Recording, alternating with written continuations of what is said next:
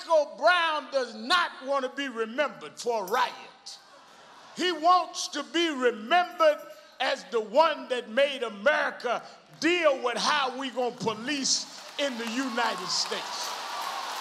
Reverend Al Sharpton, the civil rights activist and MSNBC host, is once again at the center of one of the most heated racial issues in America today, helping to lead the peaceful protests against the shooting of unarmed teenager Michael Brown. Sharpton has been taking heat from media commentators and bloggers for delivering the eulogy while also covering it for MSNBC, calling the double duty a conflict of interest.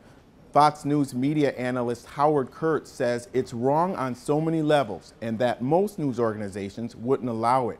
You can't be a player and cover the game at the same time, he says, and there's renewed attention to the fact that Sharpton is advising President Barack Obama on how to handle the Ferguson situation, as if that relationship is new. He's been an informal advisor to Mr. Obama's on civil rights issues going all the way back to at least 2007. Over the years, Sharpton has been pretty candid about his role as an informal advisor to the president on civil rights issues. In fact, in this 2011 interview, he said this to me. I think it would be very difficult when you had President Bush have me to the White House about education and publicly commending me on work with education. When you had Newt Gingrich tour the country with me on education, it'd be very difficult to ask why is President Obama doing with me what leading Republicans did. So I think that sometimes the right wing can be schizophrenic, but that would be very crazy. And you say that you're informally advising him and there are other people advising him, but I checked the records and you've been there at least 21 times, according to since the beginning of the election. So you but I've been to the White House under Bush. I've been to the White House under Clinton. There have been others. And again, I'm not advising him on his campaign. We're talking about civil rights and education issues. In fact, White House records show that Sharpton has visited the White House at least 5 times this year. And a review of the logs shows that he's met with the president on far more than the Ferguson case. Many of these meetings, in fact, deal with educational issues in relation to civil rights. So how popular is Al Sharpton? One poll shows that he's the most popular black leader in America. A Zogby Analytics poll commissioned last year by BET founder and America's first black billionaire, Robert L. Johnson, showed that when asked which of the following speaks for you most often, 40% of blacks said that no one speaks for them.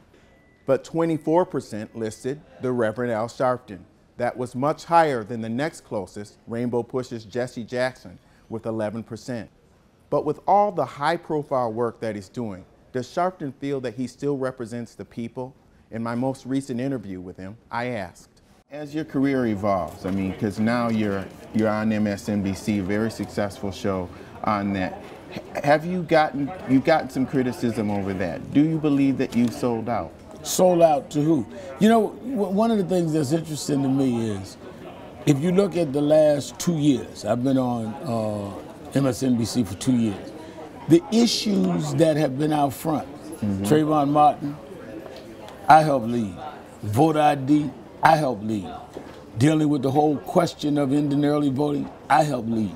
Dealing with the question of the unemployment, I helped lead. 50th anniversary march on Washington, I organized with Martin Luther King III and helped lead. So the people that are criticized has done nothing but criticize. Every major social national move in civil rights, we've helped to lead. So not only have we not sold out, I think that they're disappointed that we still have been able to stay on the forefront of civil rights and still do my talk show. For the Wall Street Journal, I'm Lee Hawkins.